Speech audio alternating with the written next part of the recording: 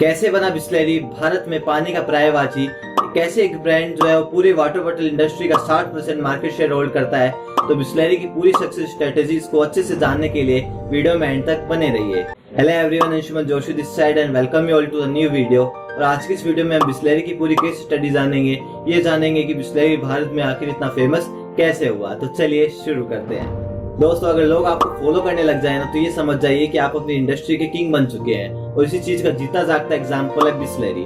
दोस्तों, बिस्लेरी की huge success की वजह से जो है बहुत सारी फेक कंपनीज जो अपने नाम में थोड़ा बहुत चेंज कर अपनी वाटर बोतल को बिस्लेरी के नाम पर मार्केट में बेच रही है। इसलिए अगर आप भी कभी वाटर बोतल खरीदने जाए उसका नाम अच्छे से पढ़कर ही परचेज करिएगा। और इसीलिए बिस्लेरी ने अपनी टैगलाइन भी रखी थी कि हर पानी की बोतल बिस्लेरी नहीं होती।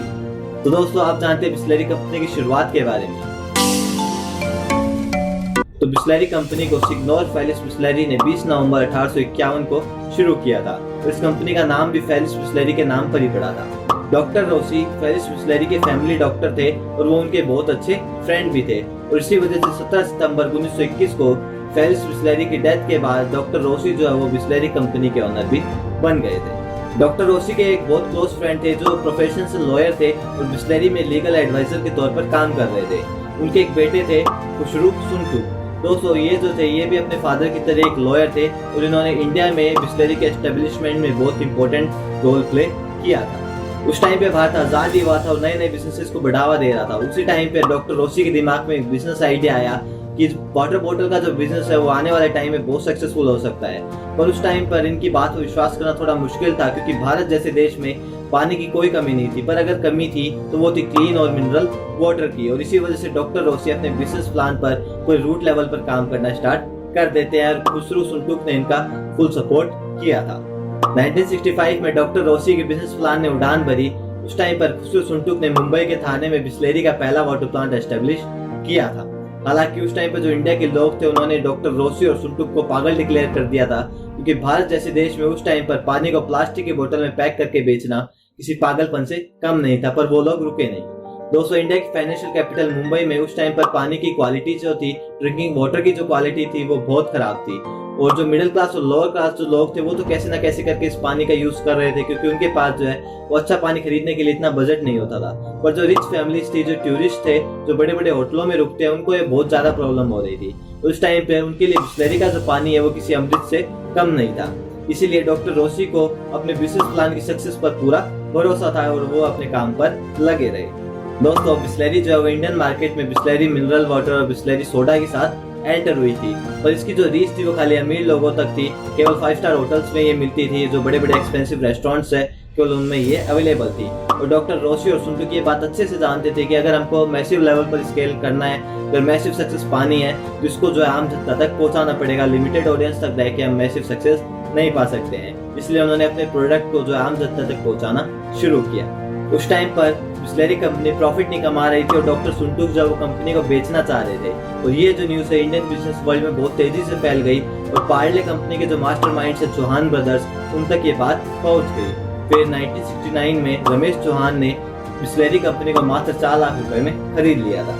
पार्ले ने बिस्लेरी को नया जीवन दिया था।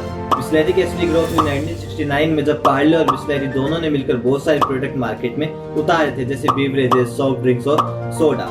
बिस्लेरी धीरे धीरे करके भारत में फेमस होने लगी थी। उसके बाद कंपनी ने एक नए कॉन्सेप्ट के साथ आई कि हम 2 तरह की जो सोडा वो है सेल करेंगे। पहला कार्बोनेटेड मिनरल वाटर और दूसरा नॉन कार्बोनेटेड मिनरल वाटर। और इसी ने जो है इंडिया में जो है मिनरल वाटर की प्रोडक्शन को भी बढ़ाया था। बिस्लेरी जो है वो अब भारत में पॉपुलर होने लगी थी। उसका कस्टमर बेस भी मल्टीप्लाई होने लगा था। फिर कंपनी ने 2006 में अपनी जो बोतल की जो थीम है उसको ब्लू कलर से चेंज कर ग्रीन कलर की कर दी थी, ताकि लोगों को उसके इको फ्रेंडली गोल्स के बारे में भी पता चल सके। पैकेज ड्रिंकिंग वाटर इंडस्ट्री में इतना ज्यादा कंपटीशन होने के बाद भी बिस्लेरी जो है 60% मार्केट शेयर होल्ड करता है। इसके जो मार्केटिंग के 4 P's है, first P for product, second P for price, third P for promotion and fourth P for place. इन चारों ने भी कस्टमर को सेटिस्फाई किया और इसके कस्टमर बेस को भी बढ़ाया है।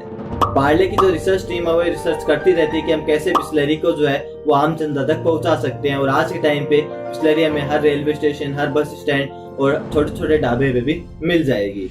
बिस्लेरी के प्रोडक्ट अफोर्डेबल होते हैं और ये कम कॉस्ट में ज्यादा क्वांटिटी देते हैं। Bisleri location based cost strategy follow करती है, जिसके अंदर ये जो है अपने लोकेशन के हिसाब से इसके प्रोडक्ट की कॉस्ट जो है कम ज़्यादा होती रहती है। जैसे आप अगर किसी बड़े रेस्टोरेंट या थिएटर में जाएंगे तो उसके प्रोडक्ट थोड़े महंगे मिलेंगे as compare to retail shops. Bisleri consumer friendly market strategy use करता है। उसकी जो फर्स्ट एडवर्टाइजमेंट की एक फेमस टैगलाइन थी, Bisleri is very very extra ordinary, इसने कस्टमर के अटेंशन को बहुत ज़्यादा बढ़ाया और उनके नंबर को भी बढ़ाया था। बिसलेरी जो अलग अलग तरह की प्रमोशनल एक्टिविटी करती रहती है जिससे ब्रांड को बहुत अच्छी पहचान मिली है।